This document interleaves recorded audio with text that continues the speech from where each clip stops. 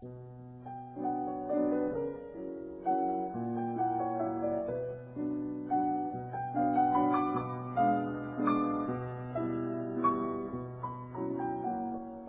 tranquilo, parte 2, autor, Richard Guerra, material con copyright.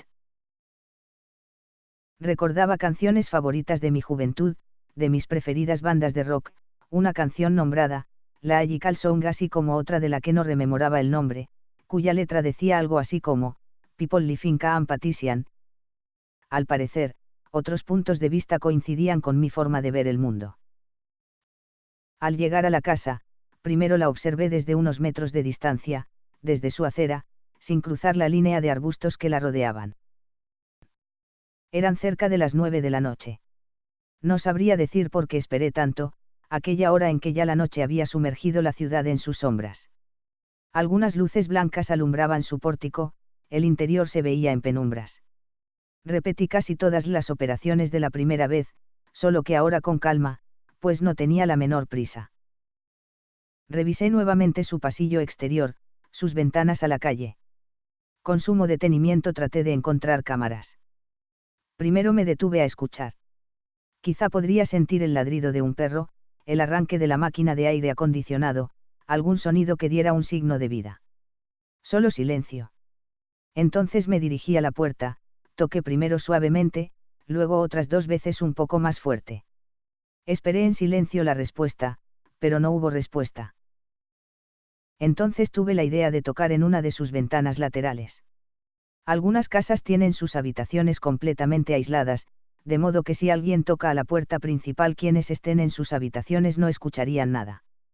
Es por ello que casi siempre cuando las personas visitan a un conocido, muchas veces primero le hacen una llamada para que los estén esperando, pero obviamente no podía hacer eso, no tenía ningún número al cual llamar. Así que saqué mi llavero. Con la parte posterior de la llave de mi auto golpeé el vidrio de la ventana donde supuse habría una habitación. Luego de esperar algunos minutos, repetí la operación por el costado, el cual tenía la habitación pequeña que parecía independiente. Esta acción desde el inicio la creí inoperante, pues se podía deducir que estaba vacía. Lo hice muy cuidadosamente, pues de sobra sabía la susceptibilidad que caracteriza a los ambientes de los barrios de Miami.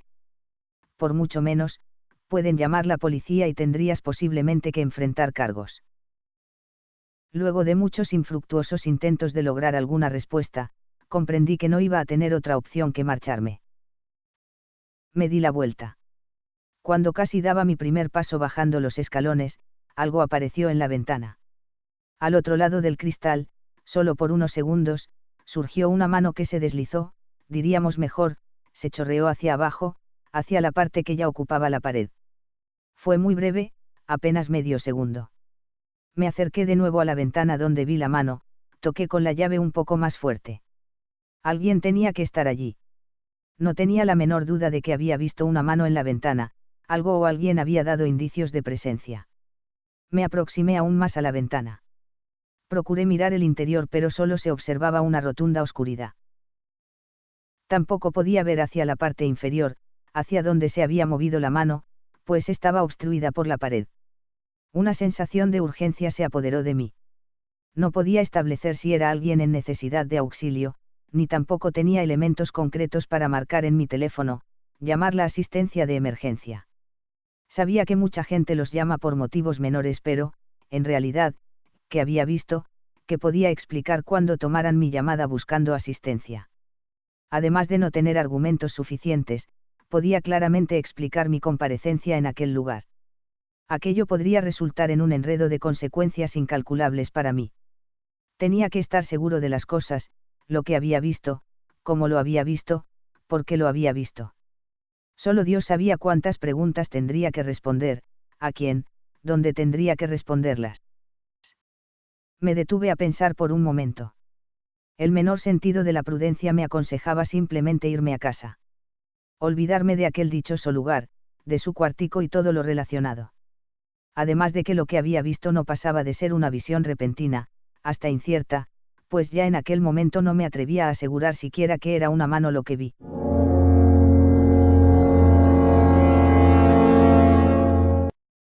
Por fin bajé los escalones del pórtico. Al llegar abajo, me volví, miré otra vez la ventana donde vi la fugaz imagen. Solo se veía la oscuridad del interior. Tampoco se escuchaba sonido alguno. Estuve algunos minutos parado debajo, junto a la franja divisoria de arbustos, mirando la ventana, pero nada más ocurrió. Entonces me marché. Sin embargo, aquel incidente me llevó a reflexiones, lucubraciones insospechadas. Valoraciones sobre mis conceptos, mi carácter, mi modo de actuar. No quería pensar que escapé del lugar donde posiblemente había alguien en necesidad de ayuda, pero valoraba mis dudas como temor o quizá egoísmo, al no querer ayudar por simplemente no perturbar mi tranquilidad. Pensaba a su vez que todos tenemos que proteger nuestra estabilidad, reconocer, defender el equilibrio entre lo que es y no es de nuestra incumbencia. Cada uno cuida de sus cosas, previene sus dilemas, evita coyunturas que pueden afectarnos. El auxilio a un semejante nos incumbe a todos, pero no era suficiente, pensaba yo, lo que había visto, para considerar que había un prójimo en necesidad de auxilio. Me imaginaba explicando la situación ante las personas del servicio de emergencia. La situación no resistía siquiera un análisis serio. Existen tantas situaciones en verdad graves en Miami que me parecía una exagerada estupidez ocupar dichos servicios en aquel antecedente. Me marché a casa del mismo modo que había ido. Caminando sin prisa, acariciado por el frescor de la noche, planeando algunas cosas por hacer al día siguiente. Decidido por completo a no pensar más en la casa ni el cuartico, ni nada alusivo al asunto. Logré, no con pocos esfuerzos, apartar mis cavilaciones referentes a la negación de auxilio o llamadas al servicio de emergencia. Conseguí una paz relativa. Digo relativa porque me he convencido de que la completa paz es imposible de lograr, al menos para los seres racionales de nuestros tiempos. La gran mayoría de factores y medios que integran nuestra vida, intentan ardorosamente alejarnos de la paz. Hacernos temer, dudar, sospechar. Tratar de asegurar nuestras vidas contra posibles catástrofes que pueden suceder. Comenzando por los medios masivos de difusión, que desde el mismo amanecer, hasta durante toda la noche, publican, esparcen noticias por el país, por el mundo, sobre crímenes, accidentes, fraudes, robos, atentados, guerras ocurridas o por ocurrir, así como todo tipo de presagio funesto. Sobre cómo van a aumentar los índices de desempleo, fracasarían los negocios, o se va a ir destruyendo en 1000 trozos la dichosa capa de ozono.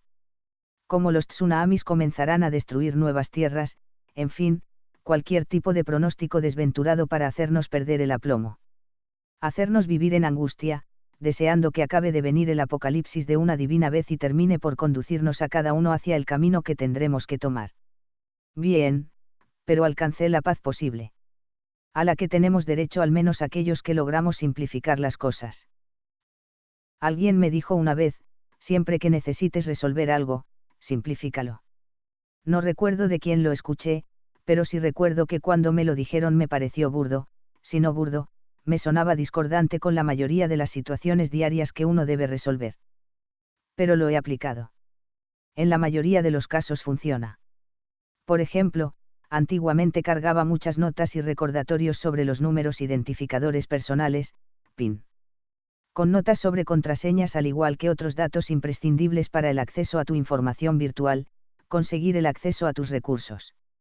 En fin, lo he logrado ajustar casi del todo, de una forma tan estúpidamente simple que resulta hasta peligroso decirlo.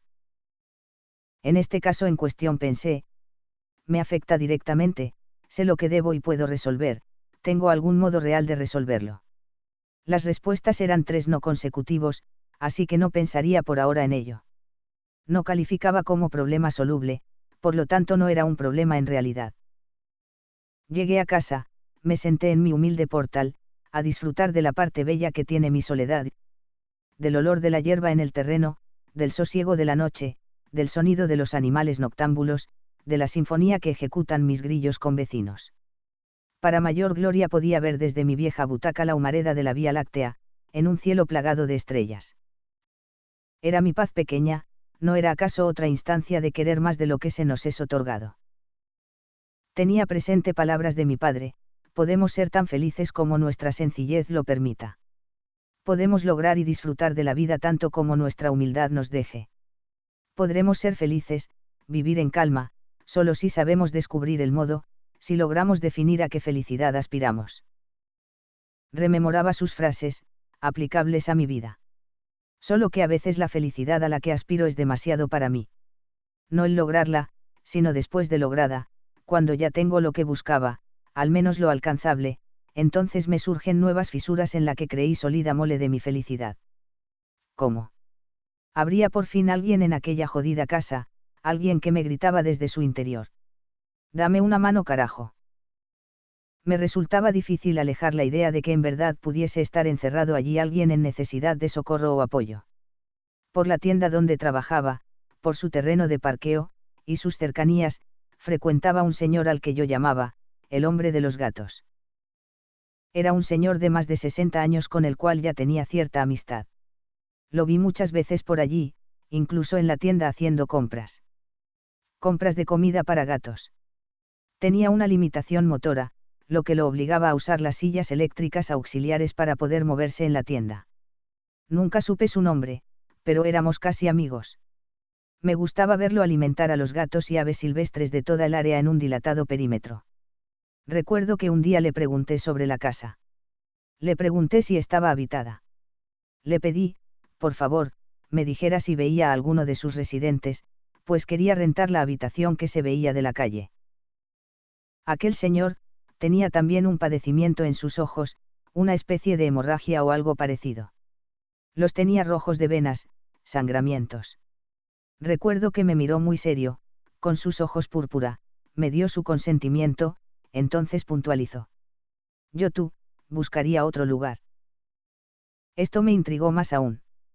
Le pregunté por qué me lo decía, pero se limitó a hacer movimientos negativos con su cabeza. Se marchó sin explicarme nada. El hombre vive por los alrededores, pensaba yo, tiene certeza de lo que dice. Pero no pude obtener ninguna aclaración de su parte.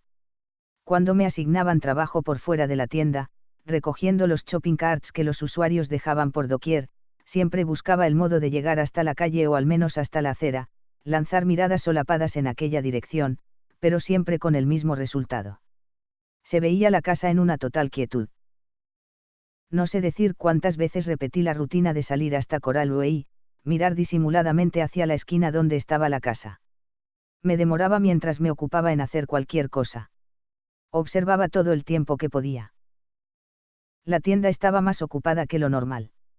Desde las mismas 6 de la mañana, hora en que abría sus puertas, filas de personas entraban como una plaga, arrasaban con todo. Compraban por vicio, sin el menor escrúpulo de reparar en su real necesidad. No compraban a esa hora cosas de imperioso menester, como podría ser, pan o leche, u otro tipo de comidas. Ni tampoco cosas de uso personal que podrían necesitarse a cualquier hora, sino cualquier cosa. Ropas, joyas, instrumentos, discos de música, todo tipo de bagatelas. Según los comentarios, noticias que se manejaban, había escasez de dinero, sin embargo, se podía tener una percepción diferente. Una de las tardes en que casi finalizaba mi jornada, ya tenía la luz de mi registradora apagada, había terminado con mi larga fila de clientes, fue cuando escuché el estridente sonido de las sirenas de los servicios de emergencia. No sé por qué lo relacioné con la casa. Supuse que habrían descubierto algo.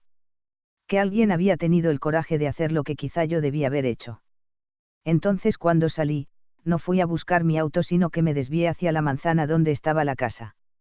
Seguí caminando justo hasta su puerta principal. Me situé frente a ella. Sin siquiera reparar en los detalles que siempre solía examinar, toqué fuertemente. Di como 4 golpes. Al no tener respuesta, repetí insistentemente la operación. Había un total silencio. No se escuchaban los forcejeos del tráfico ni cosa alguna. Las gentes de emergencia habían tomado otro camino, no habían sido llamados desde allí al parecer. Traté de mirar el interior, desde la ventana principal, la grande ventana que propiciaba la vista a la calle.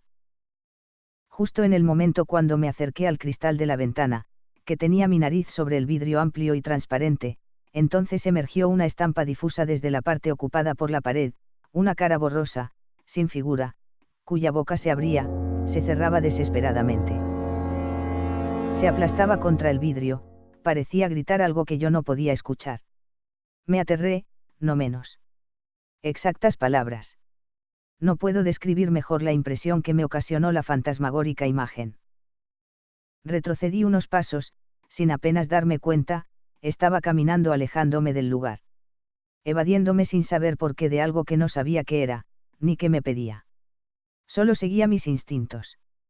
Pero me detuve, no podía simplemente irme. Ahora sí estaba bien claro de lo que había visto y cómo lo había visto.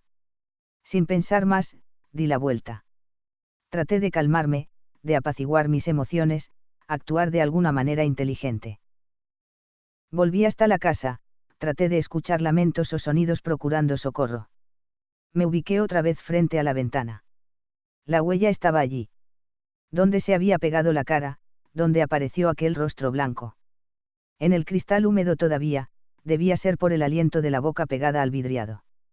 Allí estaba marcada la impresión inequívoca. La puerta se abrió. Con un sonido seco, que me enfrió el alma, el macizo portón se abrió como tirada por algo desde el interior. Estuve parado ante la cavidad oscura largo rato, sin atreverme a entrar. Otra vez el alarido de los carros del servicio de emergencia con su espectáculo de luces, sirenas, chirridos. Agarré mi teléfono en el bolsillo del pantalón, mientras veía detenerse los camiones del rescate frente a la casa consiguiente, la otra casa cuyo lateral lindaba con la línea de arbolillos. Vi salir de una de las residencias contiguas, a un hombre de aspecto alarmado. Darles explicaciones a gritos a los jóvenes del rescate señalando hacia otra de las viviendas cercanas que se hallaba igualmente cerrada. El grupo en su totalidad se dirigió hacia el lugar. Poco después, todo había terminado. El hombre juraba, perjuraba, señalaba las ventanas ovaladas desde las que aseguraba haber visto una mujer con rostro ensangrentado. Sin dudas haber escuchado gritos procurando ayuda.